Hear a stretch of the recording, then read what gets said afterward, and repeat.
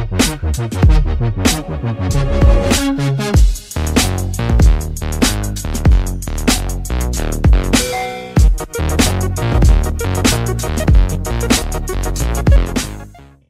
Sadiq. Eugene. Call Lafia. Lafia. That be the only thing I know. So make we end up for that. Congratulations. Thank you very much. First of all, for 3 music awards. Yeah. How many editions so far? 4 editions. This year will be our 5th edition. 5th edition. Yeah. And then my favorite, WILDALAND. Congratulations on right. WILDALAND. Yes, Let's just shoot directly from WILDALAND. Right. Where from the idea? Where from this crazy, unachievable idea? Where from the idea, first of all? Well, I mean, I don't know. I mean, if I say I was led to people say, no. I mean, how do you mean? But it's one of those things where I think I started to think around it during the lockdown period. During the lockdown, I mean, I was bored. 3 music awards had been postponed. The whole lockdown and staying at home didn't look like it was going to end soon. So I started to think and process a number of things. Now, around the time, the lockdown got eased up a bit. And so I had to drive up to the mountains to meet Kwame Beko. Everybody knows him, Kwame Rasta. And then he took me on a tour of the Safari Valley. I mean, so after I went there, and we left there and I came back home, I started to think, what could I do there? So I started to think around an idea of, I could activate a whole entertainment experience there.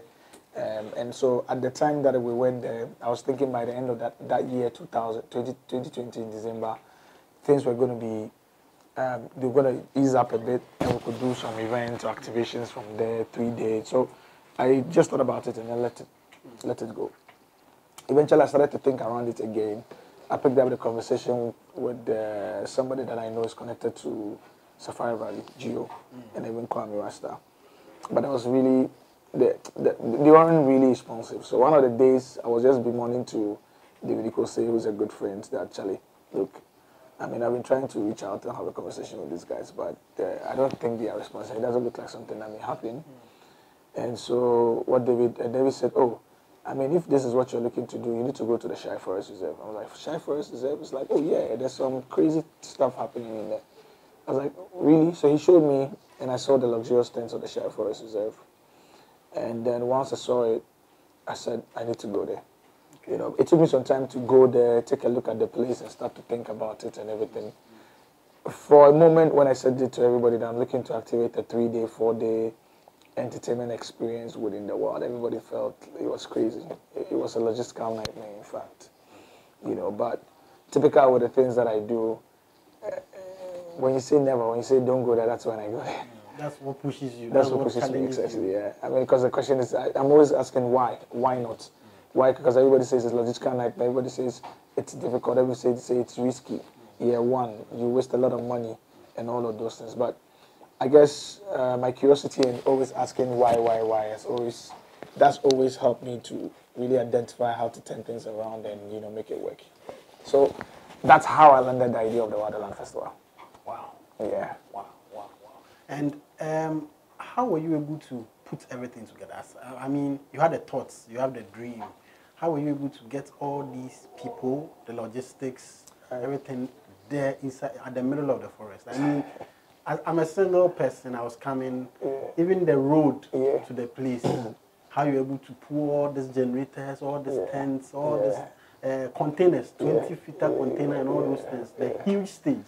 How were you able to do that? Well, it's crazy, but suffice to say that I'm already into events. Yeah. I've already been very ambitious with the things that I do, and after a certain time, if it's not big, if it's not audacious, it is not scary, I do not feel it. It's like, I mean, it's too normal for you. It becomes normal for me. And so once we checked it out, I visualized what we wanted to do. And also because we're into events, you would have an idea of which supplier to reach out to, which person to talk to, and everything. And so I started to put together the team. I started to crystallize the idea. I started to walk the roadmap, the timeline. And anybody that's into events in the ways that I do would have an understanding of how to project manage it, the timelines, the comms, and all of that different parts that's most important. But The most important part boils down to planning. Okay. You know, because when I crystallized the idea and I wanted to move, I got into a planning mode. I'm always playing and thinking and moving around on my Excel sheet. I don't play with my Excel sheets and my PPTs. So I got into the Excel mode, started to put it together, identify all the things that I needed in there. I mean, from an event perspective, like, I mean, I need an accommodation village. We need what's it called, a marketplace, what's going to go into it. The whole experience. I mean, part of the experience haven't been activated this year, but next year we're going to have like the champagne fountains, the whole jungle parties. We wanted to elevate the VVIP decks. There are a number of things that I kept on thinking about. So then, once you got into the planning stage and you start to putting together the team, one of my key guys that I've worked with on this is Charles Annan, hard guy, young guy that was introduced to me by his sister. We began working, and he's been providing a lot of the leg work, moving around, and then now we're bringing it down. But once we planned, knock it down in terms of exactly what we wanted, did all the budgeting and all the stuff, we began to move and work towards it. And essentially, that's how we've been able to put together WILDALAND Festival. So, what you mentioned on stage that he's happy this is happening, and another thing that makes him happy is the fact that it's all a Ghanaian thing. Is it a fact that it was 100% produced by Ghanaian, or you had some support from outside? 100% by Ghanaians. Wow. When I founded the idea, the team that worked on it 100% were Ghanaians, from my technical director to my lights director to my sound guy in the sound company, to the screens, to the production assistants, to the engineers, to the health company. Regional Medical Center provided the health support, to the funding. All of it came from Ghana here. Wow. You know, which is, I mean, essentially assets my belief that we've always had it. We can do it. We can really do world-class stuff here. Once the resources is there, but most importantly, you need the thinking, you need the insights, you need the experience to be able to connect the dots and make things happen. And I think that I found in me somebody that has gone through the mill, been here, done that, gained a lot of experience regarding how to do some of these things. And then, you know, so I really relied on it, a big deal, to be able to turn some of these things around. I know you might not say it, but I'll still ask you, because I mean, people appreciate it more when they know how much went into it. Generally, I know you will not mention the exact figure, but for people to appreciate it more, for people to see the work that went into it, I mean, from what I saw, rough idea, how much? It was a whole lot. $1 million? More than that. More than $1 million? More than that, but I'm not going to be specific. The last time I mentioned... No, I don't want you to be specific. Give a rough idea. No, it's a lot of money. Wow. I mean, I'll kid you not. It's a lot of money. It's really, really a lot of money. I mean, we had about, what? Nearly 600 tents. We bought all of them. 600 tents? Yeah. We bought all of the tents. Wow. I mean, the mesh that you saw in there, carving out the whole accommodation village, all of that was acquired, built, established. It was like a village within, or a town within the heart of a forest. You know, all the light stuff that was put in there. And everything like was that. on generator? Yeah, I mean, everything was on gensets. I mean, huge gensets that it was like planned. I think it was about 33 kVA, I think. I'm not too sure. I need to check it with my technical director. You know, but it really, really was expensive. It really, really. I don't like to mention the figures, because often the hard work and the impact, if you don't take care, is all knocked down to a certain amount, and it douses the impact of that has gone on. But it's a lot of money that are going to look. Every day we're employing volunteers from the community, the Shire community. We're employing about 100 volunteers that are being paid 50 cedis a day each. Wow. 100. For 100 volunteers. They work for about 8 days. Wow. You know, children set up, putting together, doing stuff and all of those things. And, you know, and then it was a lot of money. It really, really is expensive to do these things. That explains why, I mean, everybody was kind of shied away from it. It's a very, very audacious move. It's expensive. It's out of town. It's year one. Everybody keeps wondering. The word is daring. Yeah. So, but it was really, really expensive. But if you ask me if you're going to do it again and again, this is something else. I mean, the potential is great. This is year one. the feedback has been great, both from a commercial perspective and even from the audience. We're really looking forward to this year. This year, like I indicated to you, even though we've not announced it yet, we're going to do like a 4-day. One of the days is just for welcoming people from across the world, the jungle parties on that day, and then the performance night will be day 1, day 2, day 3. You know, and it's really going to be out of this world as well. We're expanding the accommodation village to have more people in there. We're keeping it more organized. We're trying to get people to now bring in their cars in there, a few of them, particularly those that get the VVIP or VIP tents, they get to bring their car in there. We're boosting the security. We're adding a number of other activities. We're doing hot air balloons. We're doing zip lines. We're doing champagne fountains. Hiking. I mean, there's a whole lot that we're doing. So that the experience in and around it, it's crazy, as much as the performance lineup, for the days. We're trying to keep it as blissful as much as possible. Talking of doing it again, how long are we looking at doing it? Is it going to be forever? Do we have a number of years we've contracted with the Shy Forest Reserve? How long is it going to run? Well, we're here to do it until we never say never, Okay. We're here for good. So essentially, we activated year 1, and this year we're doing 2 different versions. We're doing one in Tanzania in July. Already? Yeah, mid-year. And when we come back from Tanzania in July, we activate Ghana in December. And then, from there, we can keep expanding and keep, consolidating the gains and moving on from there. We see an opportunity to help shine a lot more spotlight on Ghana's positioning as a holiday makers period. Most importantly, it's an event we see the world coming to. We're looking to bring in a vast majority of the world into Ghana. And the number of wildlife or part of our ecotourism that the world needs to see. And the Shy Forest Reserve is great. A number of them scattered across the country as well. But we're going to be a Shy Forest Reserve for some time. The workforce, you mentioned 100 people a day for just the volunteers. Yes. For like the daily 8 days. From the communities. Generally, how many people do you work with? Production team, technical It's team? big. It's big. I was actually putting together, I reached out to my sound guys to ask them the workforce, for instance. Rhythm Africa Productions sound team is about 25. The screen guys that came in during setup operations were about 7. Our light guys, the light team, you saw the elaborate light and everything, they were about 13. This is minus your technical director and the technical team. This is minus 100 local volunteers that we're using. This is minus the direct people that I work with. The direct team that I worked with were 16. My direct team was 16. Varied people as much as possible. This is also minus the engineers. So there was like a technical team that did all the engineering, placement of the containers, piecing it together, putting it together. Decathlon also came in with their team to set up all the tents. There was a security team. The whole security force was about 136. Wow. It's a combination of security team from the Forestry Commission, the police, the military, private security. And we had a genset power engineering team.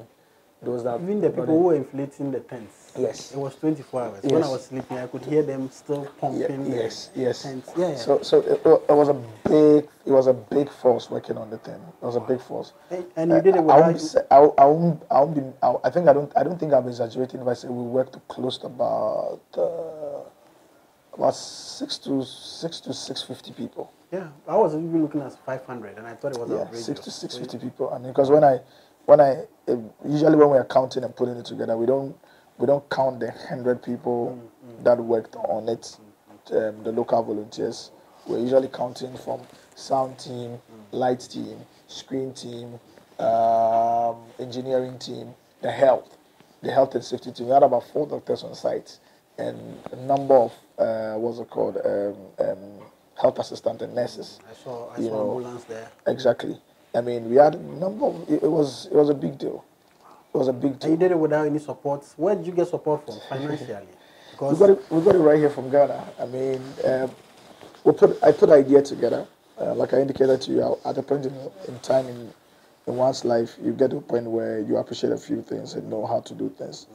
I think it's safe to say that I've come of age in the media and entertainment business in terms of how to do things, how to put together my business plan, how to speak to investors, how to engage investors on what they want, and to be able to put it together, the business plan, the numbers, and all of these things. These are things that we did. We pitched it to a few investors, local investors or Ghanaian investors. Well, there are others. There are a few of them that also obviously felt that it wasn't feasible, or it didn't make sense, or I mean, it was, for instance, a super ambitious dream or super daring dream, essentially. But again, I mean, it came on. okay, so generally, if you are rating yourself as the man behind the thing, first edition, how would you rate it? I mean, I know it wasn't 100%. There were some hitches here and there. Yeah. Your expectations and the outcome. How would you rate it? On a percentage, Yeah. I'll probably say 50%. Wow. Well, me, I will even give you more than that. Yeah, I'll probably say 50% also. There's something I realize about those of us that work in events and curating experiences. Because you're at the back, sometimes the things that we are bothered and worried about that it didn't happen, you get after events, you kind of get the sense that, I mean, the people were not bothered after all because they do not see some of these things. They are just chilling and having fun. Yeah. I think it's year one. It's safe to say it's 50%. Okay. So that, I mean, we can work. I don't want to rate ourselves too high. Starting from 50. Obviously, if we want 100% in year two, we need to work hard. We need to be able to close some of the loopholes and the challenges that we had, for instance. Obviously, if you can be pardoned for year one for some of the small gaps and things that happen, you know that in year two, nobody's going to be patient with you on that. And so we're taking the learnings. We're taking a lot of the feedback that that's coming out from the events. Internally, a lot of reports and things that are being put together. And so we have a fair idea regarding which parts to improve. At this point, the entire team is focused on curating the Tanzanian experience. Okay. Side by side, a Ghanaian experience, whilst we're making a lot of moves on the side as well. Okay. Eventually, we should be able to activate it. Tanzania will also give us some very good lessons regarding how we should ensure that the bigger one in Ghana in December is like top notch and provides that high valued entertainment experience that we want. I'll come on the Tanzania one for you to give us details on how you were able to even clinch that deal to do that in Tanzania. But as a media person, as a blogger, as a journalist, my biggest problem there at WILDALAND was internet. Internet's right. I know a lot of people who want to know what you're going to do to improve it. Because people are there, they wanted to work. Aside me that I was working. Yeah, people wanted to use their phones, snap and take. Yeah. People wanted to know what was going on, and it was not happening. As organizers, what are you going to do to improve the internet or the network system? Yeah, we're having much more. In fact, further to that, the engagement with the telcos and some of the IXPs have started this month. This is January. It's about 12 months or 11 months the event, and the engagement have started now. Okay. We're having much more enhanced engagement with the telcos and the internet service providers to ensure that we have like better internet there. It's the middle of the forest, and we did some tests to realize that some parts had some very good internet. Yeah. But the engagement we couldn't terminate the engagement very well. In terms of the conversations that we had and all of those things. But this year, the conversations have started very early regarding what we should do to enhance the digital and internet experience in the venue as well. Obviously today, with the advent of technology, people are having experiences and documenting it and actually putting it out there. Exactly. And so it's actually become a part of the experience that we are not overlooking. Okay. There's a lot of thinking and a lot of work that's going into it to ensure that that particular part of the experience is enhanced as much as possible. Okay, so let's end on the WILDALAND with Tanzania. How did it come about? Did they see what you did in Ghana and they decided to let you do it or replicate it in Tanzania, or you had to go and do your own visibility studies and find a place? How did it come about? Well, initially when we activated the WILDALAND plan, in terms of what we discussed was that we're going to do WILDALAND in Shai in December, then mid-year we'll do one in Ghana in a breeze somewhere, then we do the end of year back to Shai. Okay. You know, this is a thinking that we had. Okay. But right after the event, during my break, I think on the 1st, I got a call. I got a call from a long-time friend that had worked in Ghana about somebody that needed to speak to me.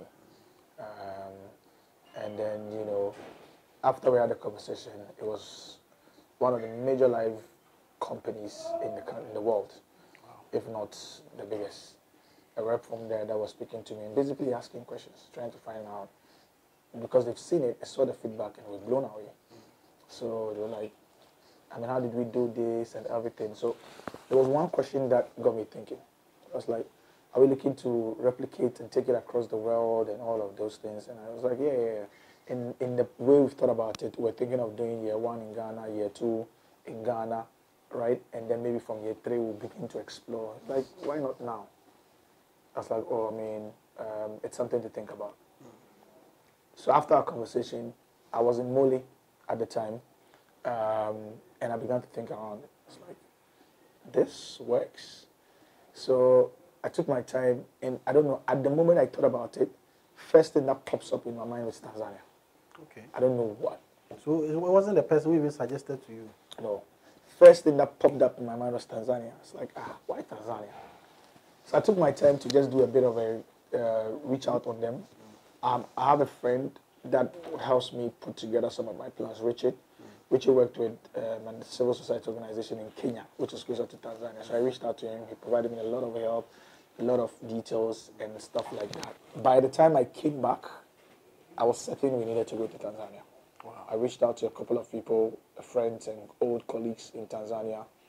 We had conversations in and around it. And, you know, we got to work. They started to put us in touch with the Ministry of Tourism and Wildlife in Tanzania, a few brands, and a few people in Tanzania. And at every turn, it was like everybody was blown away with whatever we were doing in Ghana. To come on board. And the country was more than welcoming to have us in. The people were more hospitable. The people were more than willing to jump on to ensure that we activate this. And, you know, we were moving on and on. And so things moved very, very swiftly in terms of the planning, a lot of back and forth communications, emails, flying, and all of those things. And within about 3 days to 2 days after actually the idea had popped up in my mind, we are certain that July is when. So it's fixed for July? It's fixed for July. So it's going to happen between 29th to 31st July. Wow, and that is also going to be annual? That's going to be annual. Wow. In Tanzania. Wow, wow. So a lot of classes going in there. And in February, some of my team guys here are, actually by second week February, some of my team guys here are moving to Tanzania. And they'll be there for some time for a lot of the ground preparatory works and on stuff. We're looking to go on pre-sale by first week April, after 3 music awards. We go on pre-sale, and then when we go on pre-sale, we focus and then keep knocking in and ensure that July we activate the best wildlife experience in East Africa as much as possible. And then, you know, when we are done, the moment we are done about it, we go on pre-sale for Ghana, and then we now focus and, I mean, deal with Ghana as much as possible. When you were speaking, you mentioned Ministry of Tourism in Tanzania, which means there was some government support. Did you get the same support in Ghana, the government support in India? I mean, not even by financial, but we hear under the auspices, we hear support from Ghana. Do you have any support at all from Ghana like that? Well, we didn't get any financial support, but... Do you make an effort? Oh, yeah. I mean, we did, of course, for December, now also because of the whole COVID situation. Everybody has to do the event with a certain level of supervision from the Ghana Tourism Authority. Makosi is a senior friend, and you know, somebody, a senior industrial friend, somebody I respect. And so when the idea crystallized, I think as far back as around July, I told him about it, you know. And so, obviously, I mean, you would have to do this with Ghana Tourism Authority. So I think by the extent the Ghana Tourism Authority was involved in was limited to direction. It's covered. The health protocols, ensuring that it happens, and some level of promotional support. You know, they've got the Beyond the Return pages, for instance, where, I mean, just like the media partners do, they keep pushing it and putting it out as much as possible. You know, that's, I think, will be as far as the state went. But towards the end of it, there was a major intervention from the Office of the Vice President and Ministry of Lands, Ministry of Lands, Natural Resources and the Forestry Commission. A lot of people may not know that the Shai Forest Reserve, for instance, is a state property. It's a state property? Yeah. It's actually it's managed by the Forestry Commission. Okay.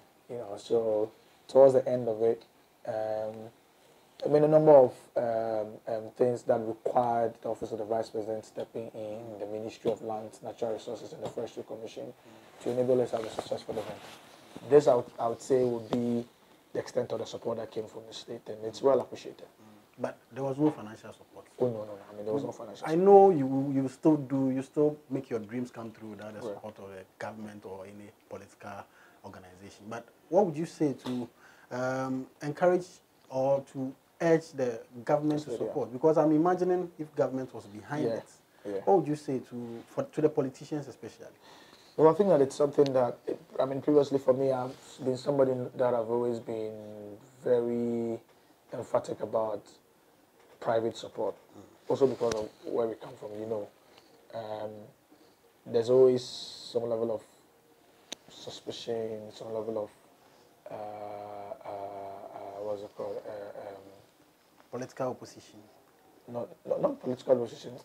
There's always something to be apprehensive about. Okay. You know, but it's always important. Without all of that, it's good that a number of us that are doing events, particularly in December, that helps to assess Ghana's position as a December or holiday makers period, get some bit of support from the state. Going into the December, the minister had already put out there that they were expecting about 350,000 people, which would help them achieve the 650,000 people target they made for the year 2021. And we're looking to make about $2 billion in December. Wow. You know, dollars. That's what the minister had said when they launched the Beyond the Return. You know, which tells you that a number of these activities that we all find investment to put in are all supposed to help to achieve that. You know, so certainly we'll need a lot of that support. Today, other countries are opening up to us the moment we think about it and are willing to provide the necessary support to help us be able to assert it.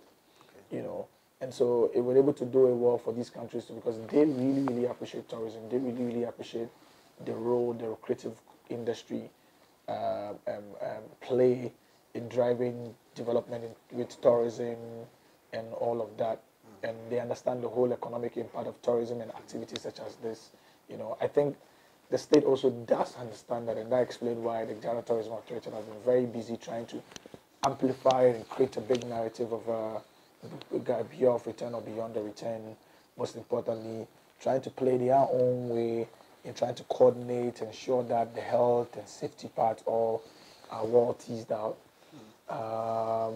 And so it's important that we're able to get that much needed funding.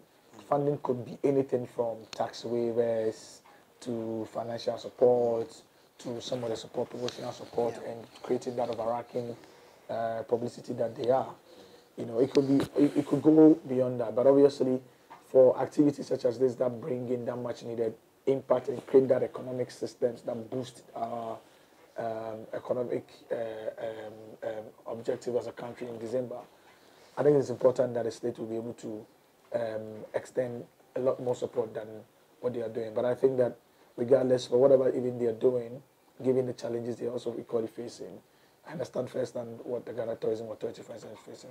It's really well appreciated.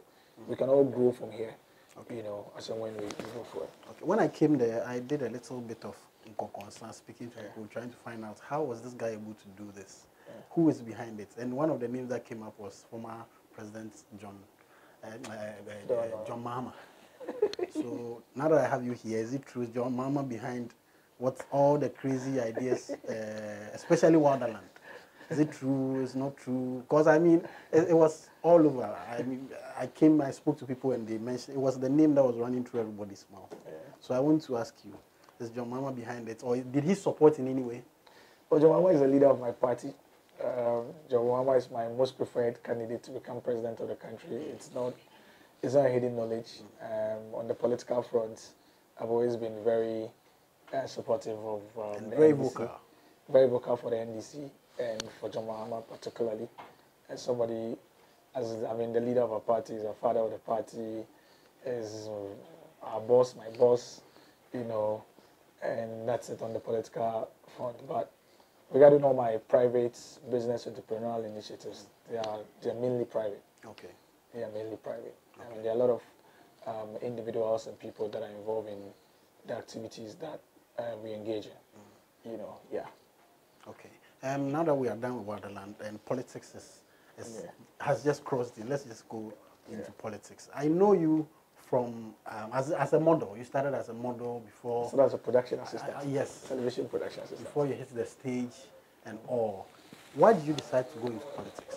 I mean, our industry and politics, I know they work hand in hand, but not everybody in show business likes to meddle in politics. Why did you decide to go into politics? Sometimes the things that people ordinarily wouldn't do are the things that I like to do, or the things that drives me. And you go hard at it. Because the questions is like I keep saying, I keep asking why. Why? Why not? Or why not? Why not people from the creative industry? Lawyers could get involved in politics, and doctors could get involved in politics. Why not people involved in media and entertainment and the creative industry? Why? And then why? Okay. And so the why will lead into a lot of things, because this is the thing. Even without consciously saying it, I realized that I was already doing things that related to social activism, and most importantly, social impact and community engagement. I've been very active in what I do in my constituency, for instance, at Kaipe Central, Fadama, Mecca, all those places and stuff like that. Beyond that as well, even in industry, the more you grow in industry, the more you understand, develop a lot more insight, experiences, and understanding of industry. The more you engage, the more you would want to engage key decision makers, policy makers, so they can understand your industry better. So a number of these connections was what actually led me into politics. Beyond that, I've always been a supporter of. I also come from a very politically aware family. I mean, from the time we were growing up in my house, I was politically aware very, very early.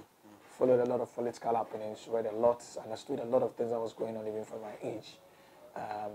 Got interested in a lot of different subjects beyond economics, law, governance,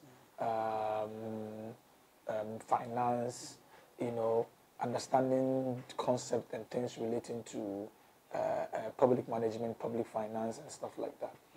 So it's always been there. My brother is actually even a politician. My brother works with the vice president of the country now. Oh, okay. My cousins also work with the MPP. My mother is a politician. Wow. She was original executive. She's active. She was original executive of the MDC in Greater Accra region. Okay. Well, until before this current executive, she was original deputy women's organizer in the Greater Accra region. What's her name? My auntie as well, Haji Amwa, Haji Abiba Usman. Okay. Everybody popularly known as Haji Amwa. Okay. So that is the reason why I decided to go NDC. Why did you choose? Because there are a lot of parties. Yeah. Why did you particularly choose NDC? I've always felt attached to what the NDC always represented.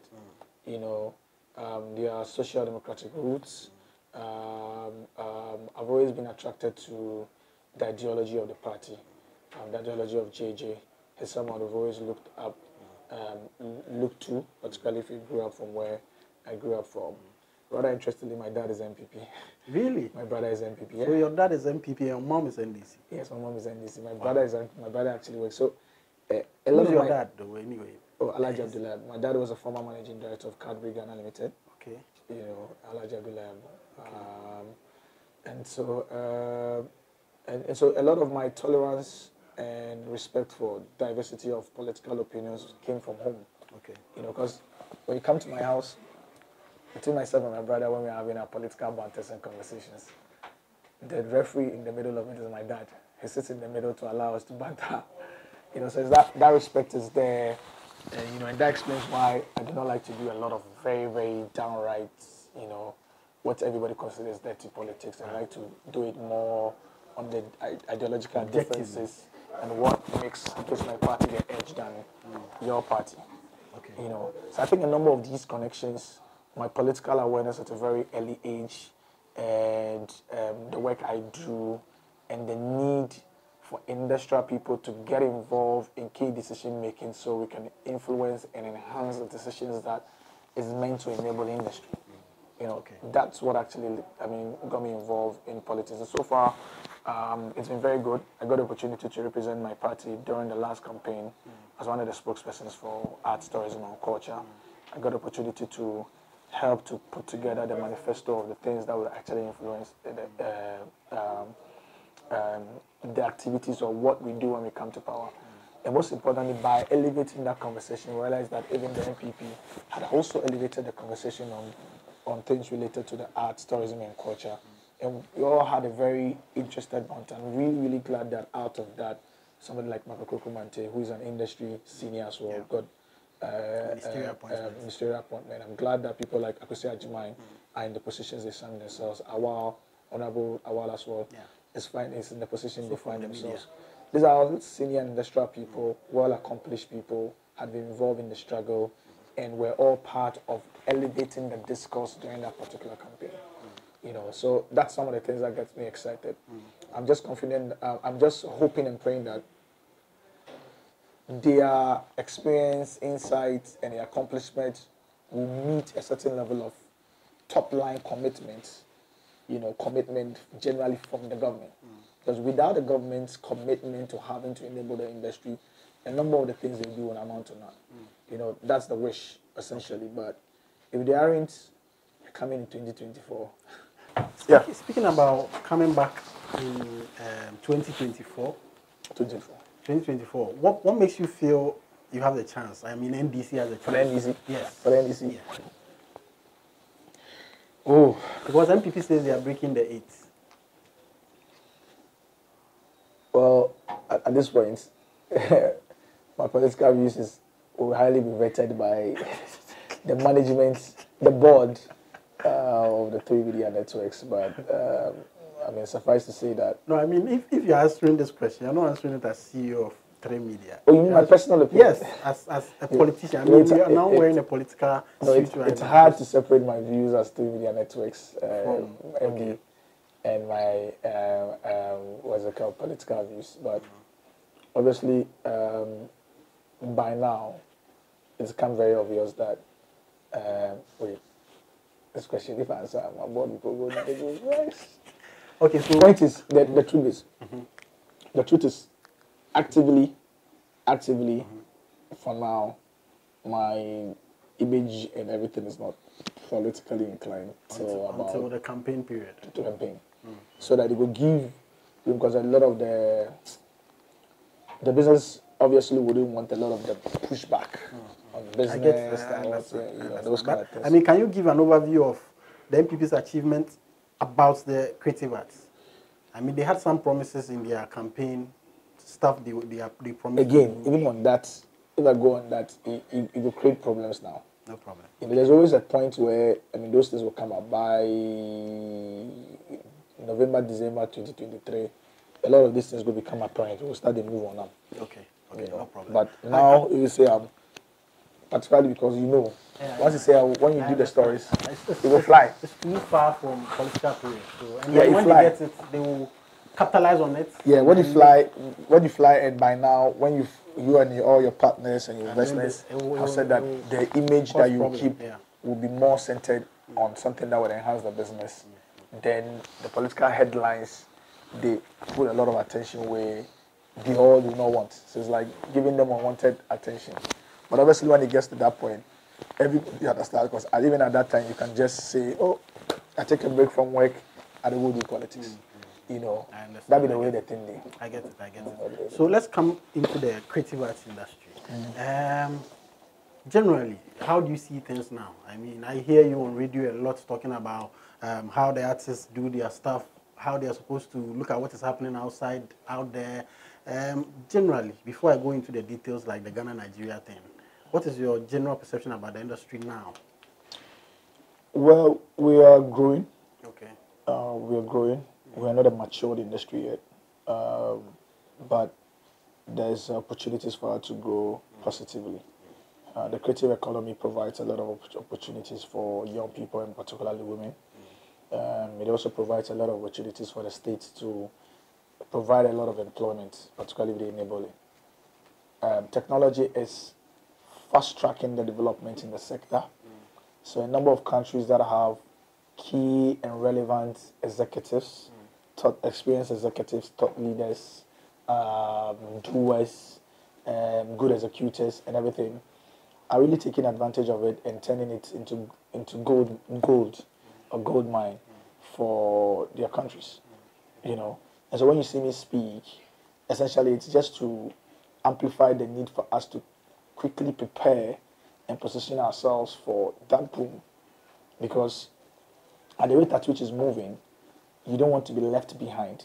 When you're left behind in the ways that, in a very negative way, you probably may not recover. So it's just a sense of nationalism But now, and if you patriotism. were left behind, don't you have that same feeling? Well, it's not too late. But are we left behind as we speak? as a country? As a country, From the creative arts? no. That's why I said that we are growing. We're growing means that it's not the most ideal situation. Okay. We are not the most matured market, Okay. but we can do better. We are also not the less. I mean, there's a number of developments in the industry that has helped, and that's positive to as a reference point to say, look, we're growing. I mean, there are some upticks here, there are some upticks here, there are some upticks here. For instance, whether we like it or not, and in the status that we have, we've managed to assume a position in the world as a holiday maker's destination every December. Certainly must mean for something, you know, and that's why I say that we are growing. Okay. Whilst trying to do a scan of some of the things that's happening across the world, I realized that some of the events actually we put together, the equipment we have and the things we have are top notch. What standard? You know, world standard. And so we're growing. Okay. We only can do better. We need to understand more where the creative industry is headed today. Otherwise, I mean, there will be a chunk of creators or talents that will be cut away. I mean, today, there's no excuse. Previously, if we're playing on, just say, a focus on Ghana, technology is bridging the gap and creating a bigger market for everybody. And everybody is looking into different countries and expanding and doing a lot of activities as a way of enhancing their commercial viability of what they do. You know, we don't have an excuse. You know, and that quest to enhance the commercial viability by people from across the world is really pushing everybody into an overdrive to ensure that they take advantage of the creative industry to attain the future.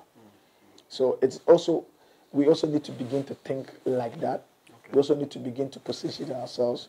We also need to begin to harness the right resources, foster all the necessary collaborations. We also need to have a very strong agenda, you know. And so a lot of my advocacy role is essentially to bring people's mind to these things and the strengths that we have and the opportunities and how we can take advantage of it. Okay. Most importantly, also to bring attention of key decision makers and policy makers regarding the fact that from a state perspective, we cannot be left behind.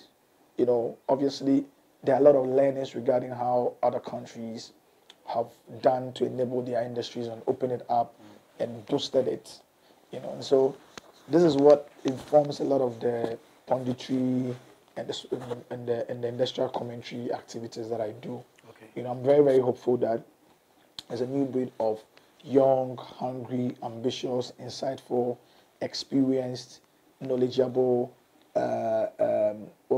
daring, bold, Ghanaians in the creative industry that are really looking to take over the world and help to shine the spotlight on Ghana, help to sell the Ghana vibe one more time.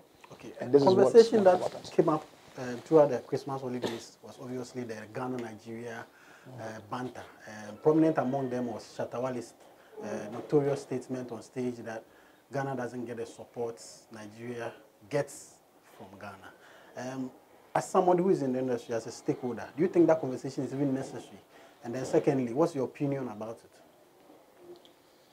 Honestly, I honestly don't think it's necessary. And here's why I say it's necessary. It's not necessary. Look, if you're putting in a lot of work, if you are foresighted enough, if you put together the right team to really go out there and take over the world, and it's working for you, you probably will not have a lot of time to think about some of these things, to be honest. You know, you probably will not have to take it because, I mean, and that thing about whether Nigerians are receiving more support here or there, it's a factual that Nigerian music today is getting more attention in Africa, in most parts of Africa and the world. It's not just Ghana. It's not just Ghana. But it was not just a happenstance. It was a lot of active work, strategy, and things that did that. And I think that before anybody goes ahead on some of these ones, one is to really carefully appreciate some of these works and then ask yourself if you're putting in a quarter of that, even in your country. Ask yourself if you're actually doing that. You know, the questions I've always asked a lot of people is, have you been to Nigeria to promote? But they complain that when you go there, you don't get the welcome, you don't get the how we open our hands for the Nigerians. They don't get the same when they go there. No, this is how it works. Different markets, different approach. You gather the insights.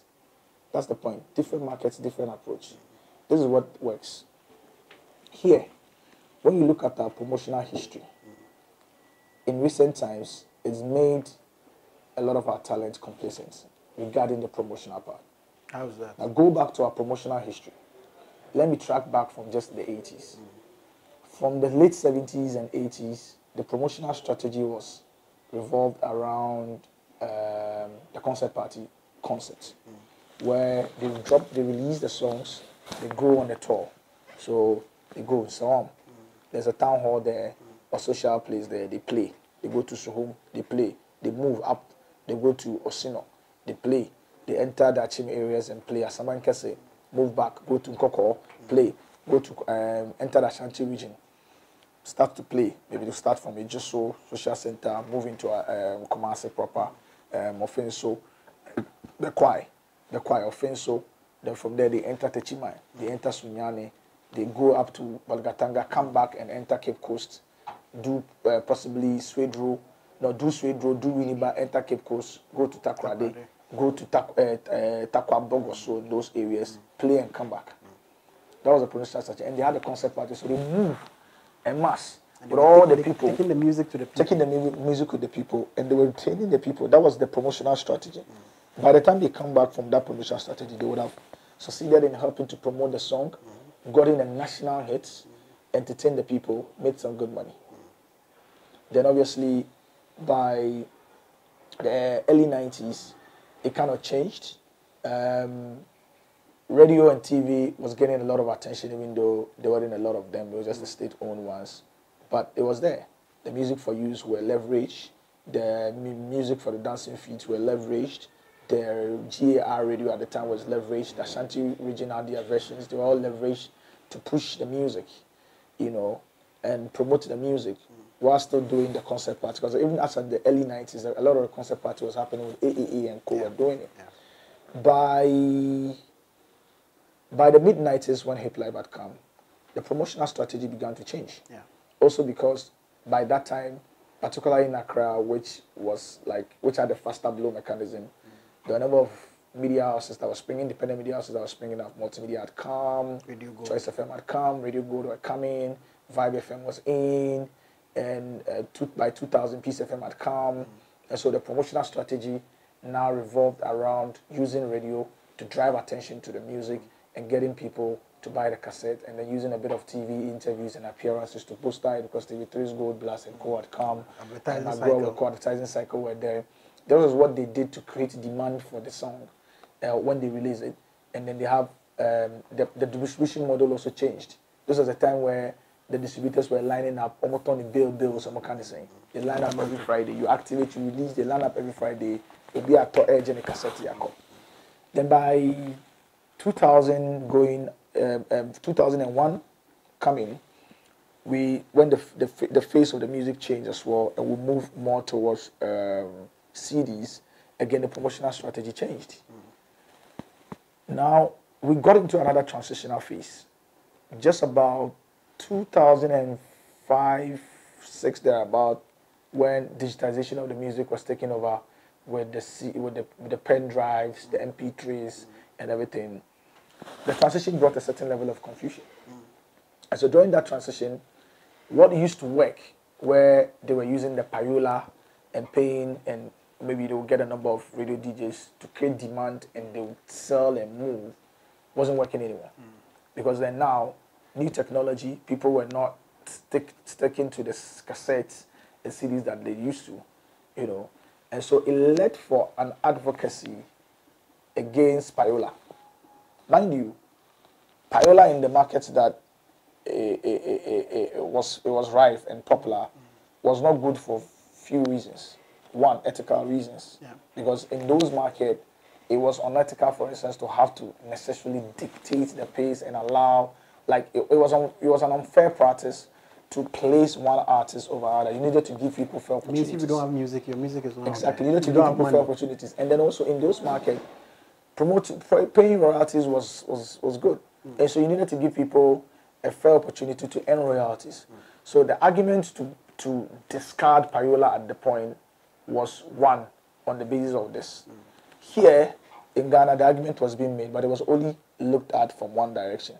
It was a good argument to drop payola because of what it represented to the music industry, because it was difficult for artists or talents that didn't have funds or money, for instance, to, be able to do that and all of that. But when the arguments and the advocacy went up, a lot of focus and attention was on the industry regarding having to stop payola and turn it around and everything. But because we didn't have a more layered conversation on it, and payola was almost about the only promotional line, there was no conversation around emphasizing promotions in music. And so it got a lot of the talents to be complacent and focus only on creating the products and set it back. You know, so they created a product because then it got them entitled. Because of the whole advocacy and focus on industry, it kind of fraud and repression, industry owed them that and got them entitled. So they got into a phenomenon where they put a lot of effort in creating the song and creating the products and less about the promotions and sitting back. Because, yeah, industry owed them that favor. You know, so that phenomenon continued for some time. And it's led to a situation where today, if you walk in and ask a number of talents, what's your promotional budget like? I bet you a number of them wouldn't have any idea. Because they did not plan around it. The way they think about it is, Charlie, I release on digitally platforms. On the streaming platforms. I tweet about it, and then I'll probably secure some interviews here and there to ensure that, you know, I get the word out, which is good. But you will have to come to terms with the fact that today, technology is ripping everybody into line. You've got to have a superior promotional strategy to actually be able to gain traction in your primary markets, much less in somebody's market. So that's why I say that we need introspection, not the rant. The rant is fine. It probably may bring the conversations, but the conversations should be directed well. Okay. You can direct the conversations well if we do the introspection. What are we doing right? What are we doing wrong? Why are we dropping the ball? Are we moving in a more insightful, using a lot of experiences and clearly understanding where we're going? You get what I'm saying? So yes, I mean, the rant is, if it's just for stunts, if it's just for buzz and directing our attention to a certain artist, all well and good, it works. But it's not just that. It requires a whole lot. The questions needs to be asked. Why are we dropping the ball? What are we doing right? What are we doing wrong? What is it they are doing right? Because you come to realize that it is not only your country. They've managed to create a whole Nigerian vibe and sold it to the world. How did they do it? What is the learning? How do we tap into such experiences? Because they are not sitting back and saying because it's Ghanaian pain. No, you're coming into your country and looking and observing and learning and improving and running with it. That stops us as well. So back to the point. Different markets. For those of us that have experienced that, it's simple. Because it's gotten to the point where you do not appreciate a more promotional strategy, like a more superior promotional strategy to push your products, right? And feel like industry actually owes you that favor. You carry the same thinking into other markets. Thinking where the other market, the nature of those other markets is you take charge of your promotional strategy, you put the budget to it, and you move on. So when you go with the same thinking and you are met with, Joe, what do you need to try to do? Or what are you trying to do? And everything. You come back and say, oh, they are not responsive. No, that's actually how it's supposed to work. The problem is not you have a unique situation. So our artists do not have strategies. They know, especially promotional strategies outside. Most do not have. Most do not have. Even those that have the funds to be able to approve it. Most do not have. What I mean, let a lot of them show you just pushing a promotional strategy.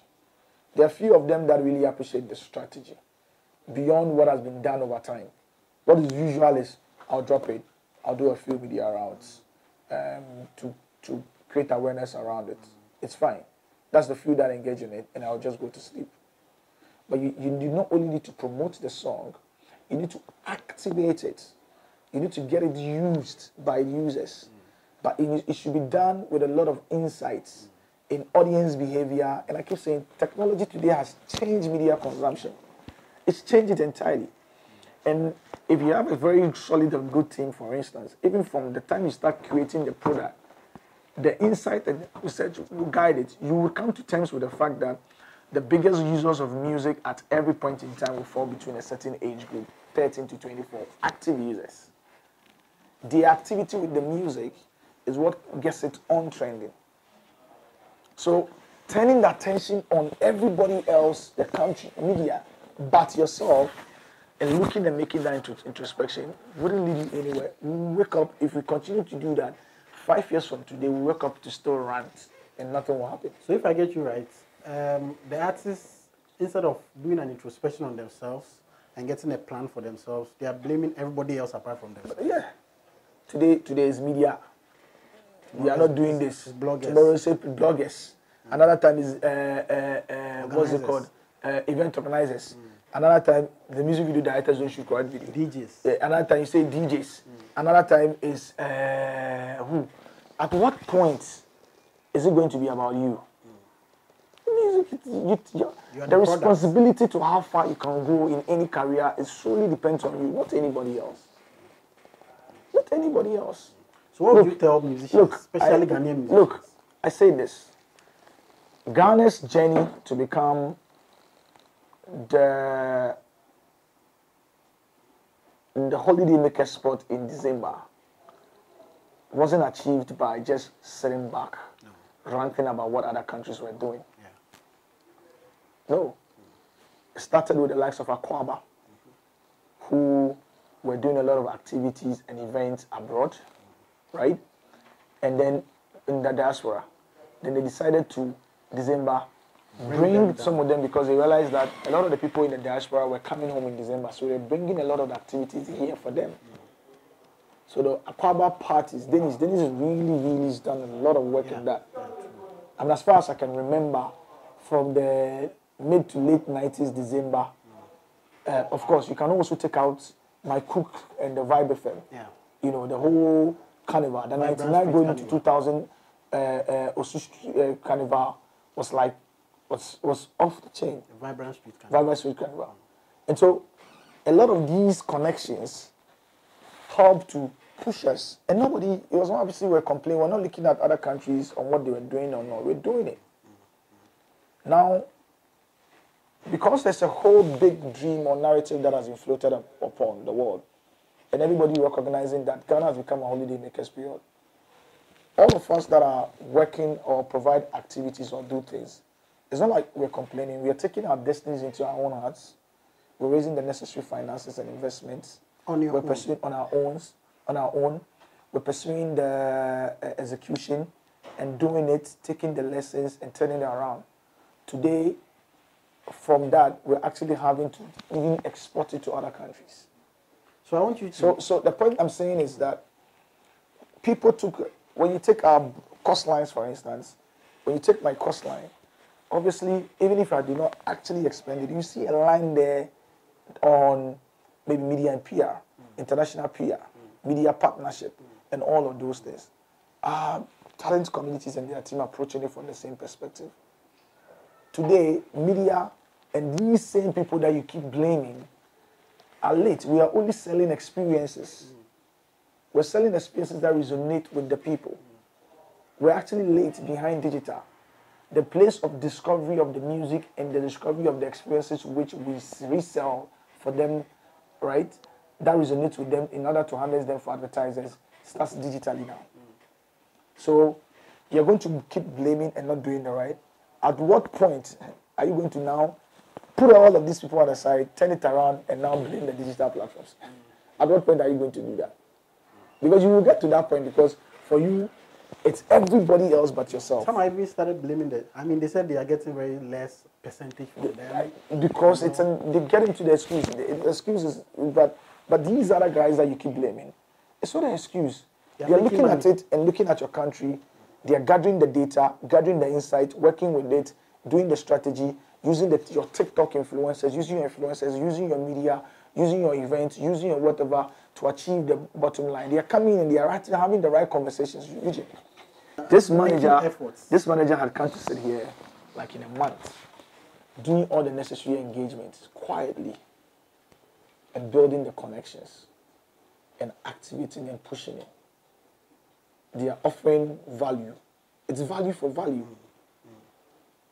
But you don't sit back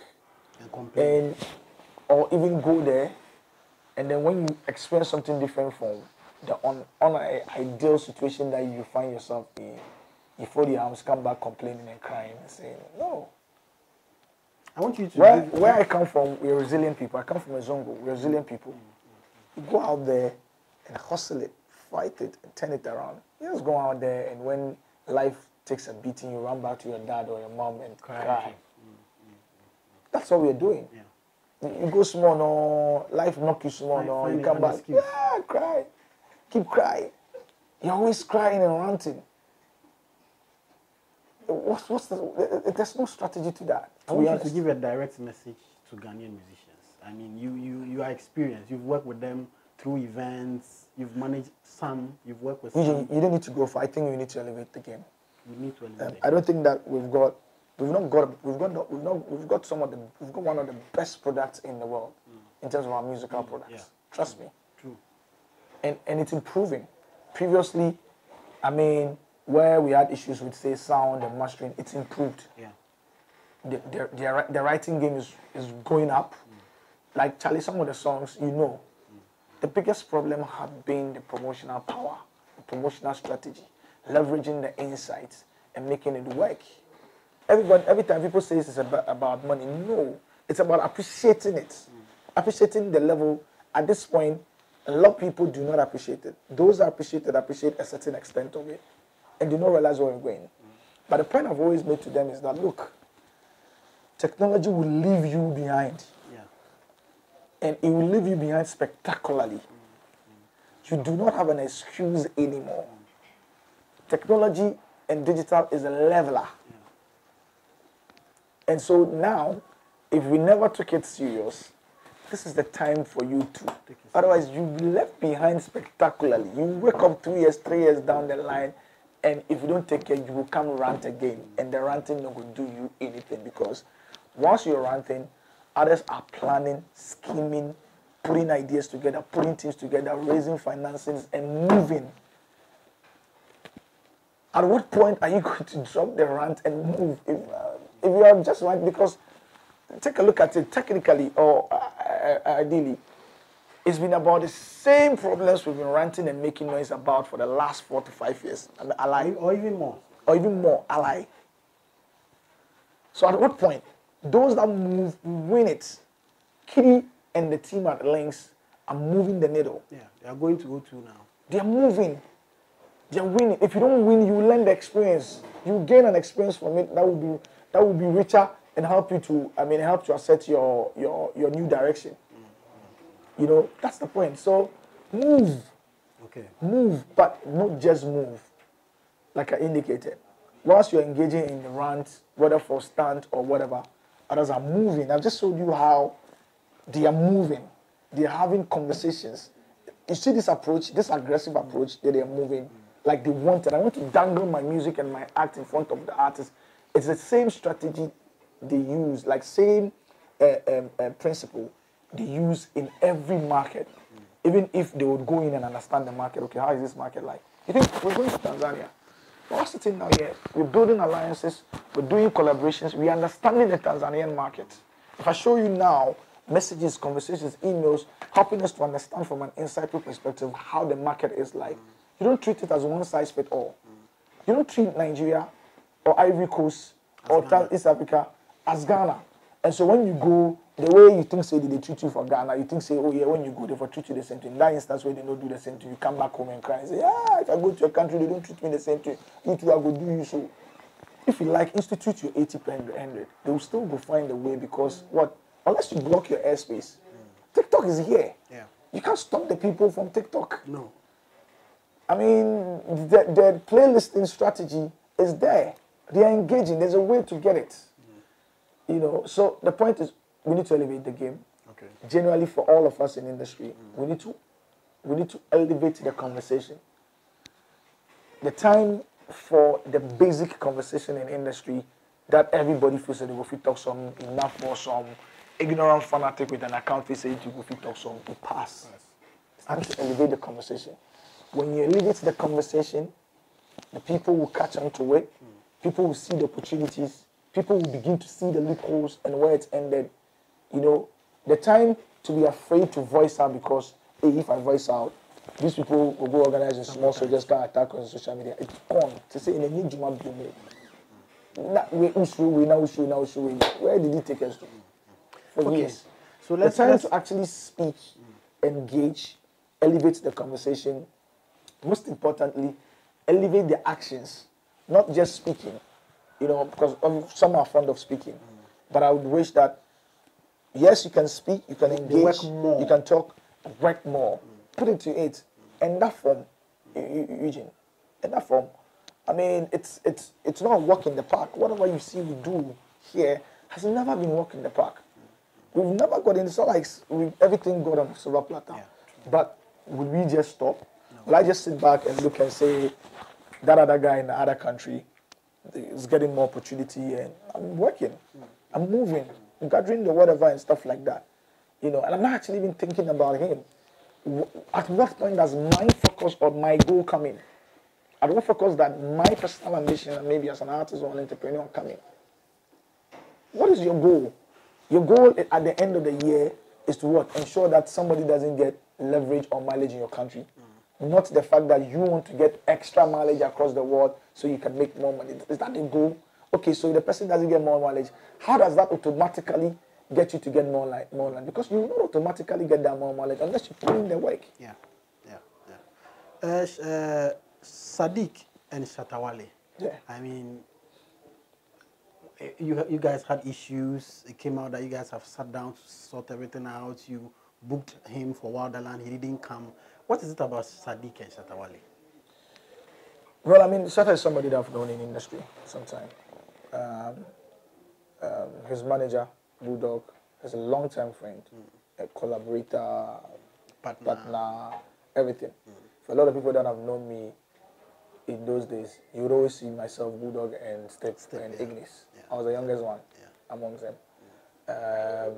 And so we've always, from that perspective, everything that Bulldog stacks, I mean, you get a lot of support. So obviously when Shatta was re-emerging, there are a number of things that all of us may have jumped in to do using our platforms and stuff to do that. And so we go way back within that contest. And just like the relationship I have with almost every industry person, talent, industry executives, people, I kind of have relationships like that with everybody. You know, obviously last year, the issues that happened was again brought about by the fact that I wanted the conversations elevated.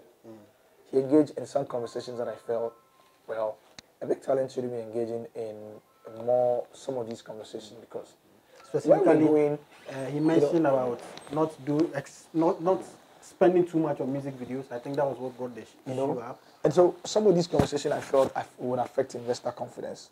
Now, every time when they speak, even as artists, they're talking about how these things are expensive. We need investors.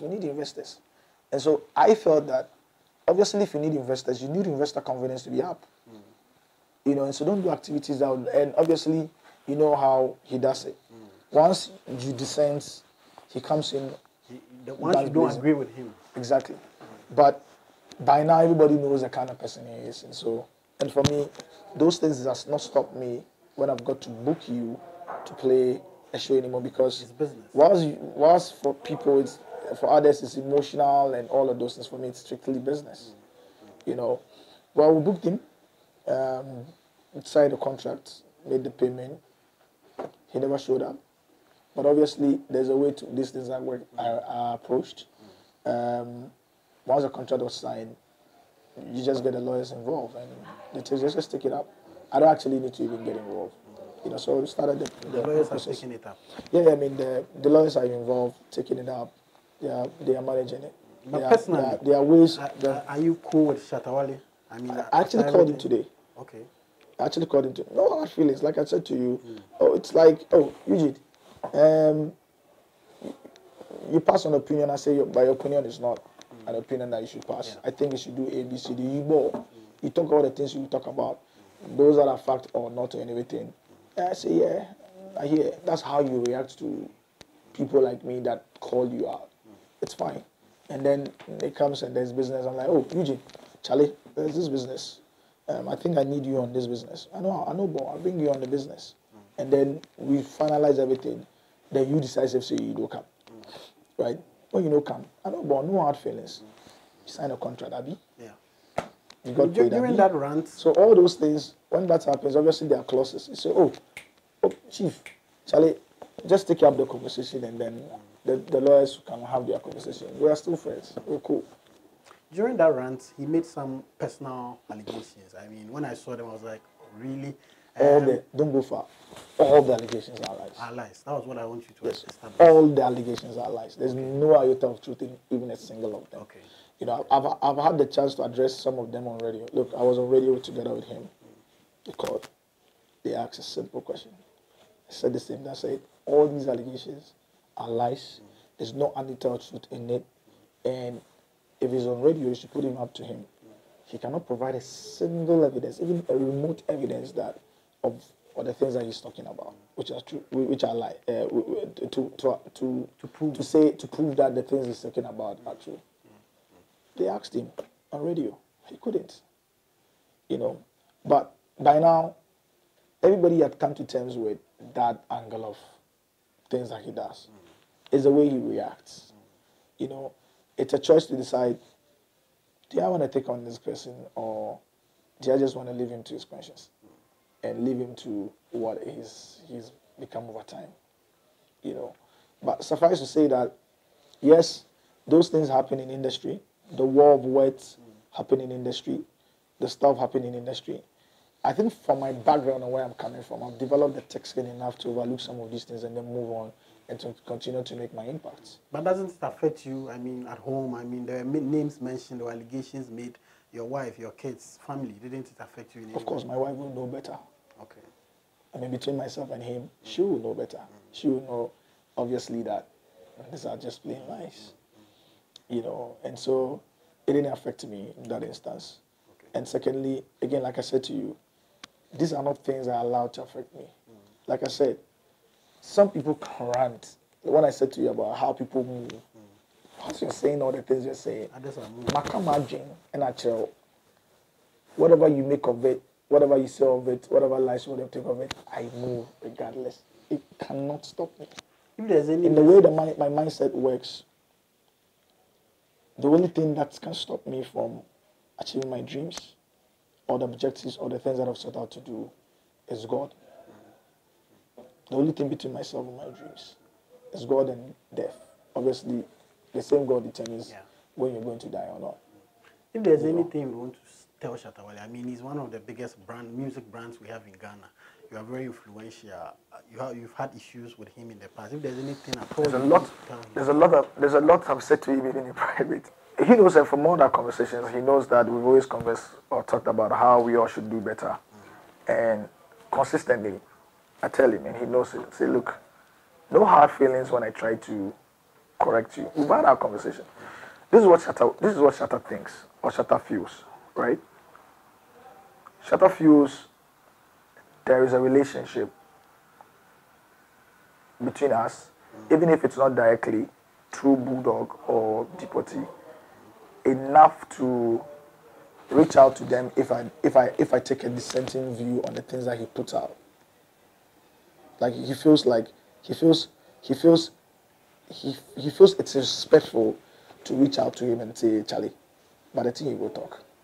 So you shouldn't put your opinion. Okay. That's what he feels from the back end. And so he says he feels slighted that publicly he feels slighted that it seems like he's being chided by us or other people. I mean, even if the things we're talking about is right. So he has a problem with that approach. But I pointed it out to him and said to him that, you know why it's important that where you say the thing is where you need to be called out for? Because where you say it is very important, it's very powerful. Right?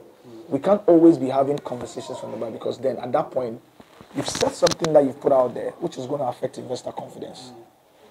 At what point does somebody comes to say something to actually correct it and push and really clarify it very well to boost investor confidence on the industry? If the things you put out there is left unchecked, right, or uncorrected, and we're always having private conversation with you, that big narrative of industry will still be there and will continue to affect industry. And it's not as if when we have private conversation with you, you can probably even go back and recorrect it. And I explained it to him. I said to him that it was important that at that point, that conversation was going to be had. So we had understanding. Like, yeah, I mean, he got it. He understood perfectly where I was coming from. He understood perfectly the insight and the fact that I gave. He appreciated it. Only thing he felt, typical Shatta. But, if you want to call me, have a conversation. You want to call me from the back and we'll have a conversation. So, I mean, he's always like that. For a lot of us that do Shatta, we've come to know the kind of person he is and know how to just deal with him. That's all. So that's why I say, no hard feelings. Make you say the things he talk about. He knows, and I'm sure one day, I think he's done an interview before, right? I'm sure one day he himself may probably say that, well, he had to say all those things because he felt that he was being slighted or anything like that. But no, at any point where we come up on a lot of talents or anything like that, it's not to slight them. It's not to cast negative attention on them. It's not to disrespect them. But essentially, the same passion they have for industry. I think it's safe to say all of us have the same passion and commitment to enabling industry. And sometimes our insights and experiences may probably be on the higher side. An appreciation of the business side of it probably be on the higher side than some of them. I mean, no hard feelings, but some of them are very brilliant. So it's important that we all allow some of these conversations to go on. So yeah, I mean, that's essentially to it. But as a big artist, like I've said to him consistently, I've always told him that he's no more Shatta of yesterday. He's gold, massive followers, gains a lot of top of mind. When he speaks, it goes far. And so my conversations with him is all around, look, you need to leverage these things for better. Not only for yourself and your growth, but even for industry. Because your activity, good or bad, could impact and affect industry. And that's something that I think I've been consistent to not only Shatta, but to not only talent, but even to industry people. Last one, Shatta, he threatened to beat you up when he meets you. Did you take that serious? Did you report it in any way? We've met a number of times. Has he met you and did he? We've met a number of times after that, even in his house. So he be pound. You know, Shaka, like I said to you. By now, I mean, even he self says it actually. By now, sometimes you guys will understand the way I work. I do my thing. I mean, what he does is that after doing everything, he will come back and tell you they play. That's what. So I mean, yes. You know, so that's the thing that I'll say. I mean, okay. We've met a number of times. We've met in his house. We've had conversations. After that, I mean, proud to that, I can count the number of times I went to his house, like the way he said it. I went to his house with State Bulldog during the conversations towards WILDALAND, have him on WILDALAND. When we sent the contract to him to sign, and payments happened, all what was in his house. And beyond that, even after WILDALAND and trying to resolve the whole issue of non-attendance, we've been to his office and everything and stuff like that. Okay. So I mean, in the ways that we work, no hard feelings. I mean, another if you look at me, another name that also came up that 3Media and yourself also seem to have issues with is Ken Promise. Yeah. Has that been solved? What's the issue? Well, not yet. I know his team have, Rasmus and Co have been reaching out and we're having a conversation. And I think even tomorrow Rasmus will be coming here. But for me, it boiled down to a certain level of disregard for other industry people. You know. What exactly was the issue? What did Ken Promise do? I mean, when I read your post, I sensed a lot of anger, a lot of frustration in what you wrote. That for me, it's one of those things where you experience from talent, you know, regarding some of these things. I think I did explain it, and also because there's been an overtures from his camp, and like I indicated, because Erasmus is coming here tomorrow. It's got to the point where it looks like you're belaboring the point when you continue to talk about it again and again. Okay. But like I said, it had to do with disregard for other industry people, particularly because I also feel like in the last few months, Promise was up talking about how we need to support each other, we need to all regard each other, we need to come and amplify each other, and all of those things. You know, and so I needed to point it out to him and his team that there are certain actions of them that was not respectful. Do not correspond with the things. Yeah, and it was like a total disregard of what other players in the industry also do to help to enable and amplify the industry against the things that he talks about. Okay. You know, and so it was one of those things where the frustrations were setting and then you put it out, it gets conversations going, and you know, along the lines, like I said, conflicts do happen for a reason. Conflicts gives us opportunity to be able to reflect. As far as you guys are solving it, it's fine. Yeah, it gives you the opportunity to be able to reflect and do better, essentially. Okay, we are going to end, but people do not know Sadiq. Give us an idea, just within a minute or two. Who is Sadiq? Where did you start from? Where do you come from? Where did you go to school? Are you married? Do you have kids? Just summarize it for us. Well, my name is Abdulai Abdulai. I was born in Accra. I grew up in Fadama, in Okaiku Central. Attended the Ghana National College. Attended the African University College of Communications, AUCC. Went to school to do LLB, but ran away. You know, I put it on hold so I can focus on. What is LLB anyway? Somebody who doesn't know. Well, it's a postgrad, what's it called? Degree in law, essentially. Okay. And I was doing a postgrad degree in law, but it's a degree in law. The way it works for you to become a lawyer, you need that degree. After you write the entrance exam, you give admission into the professional law school, Makola, where you get your so it's on hold QC, now. and then it's on hold now because I'm pursuing a lot of entrepreneurial initiatives. But I started off as a production assistant at Metro TV through John Jermaine, and I remember that's when we met. Yeah. I met Eugene, I think somewhere in 2004 when we launched the Hip Life Music Awards, Alabadi Beach, Charlie, Utayao. I remember after that Hip Life Music Awards, we leave for there with them. Oh, the boys all go, young boys when we come up. They leave, we walk to, we walk from Alabadi, I think to, is it to Circle 37? I don't even remember. But I remember we walked from there to a major place where we all get, yes, it was me, you, near Takora, I think George Whitton said day inside. Night, Ture, a number of them. Yeah. I mean, that was when we met. I mean, John Jimmy took me to Metro TV. At Metro, where I did 2 years. At a certain point when I was leaving, I was an assistant producer, and I went to school to study communications. I went back, went to a number of art agencies, became the head of production and programs manager at Vice at a point, left, co-founded Muse Africa, and then established 3 media networks or 3 Music, the 3 Music Awards, the Fan Festival, Women's Branch, and last year I founded the WILDALAND Festival, which we're taking to the world. So essentially that's me. How old is Sadiq? Because you always mention I was the youngest among them, I was the youngest. How old is Sadiq? I'm just 36. 36 years? Yes, wow. I'm 37. And you've achieved all this? Well, I mean, it's a lot of work. Is Sadiq married? I'm married. So I'm married with 2 kids. Okay. 2 beautiful kids. Sadiqa, my first daughter. Abdulai, who I call him Chema, is named after my dad. Married to a marketing professional, Adiza. Works for Electroland, Masco. Okay. That's my wife. So I'm married, staying in Accra here, and we're taking over the world. Talking about taking over, what is the dream? I mean, what is Sadiq looking to achieve in the next 5-10 years? Is Sadiq looking to become a minister of state, go into politics more? You mentioned law. What are you hoping to achieve in the next 5 years, 10 years? Well, in 5 years, I'll go into full-time politics. Okay. In 5 years.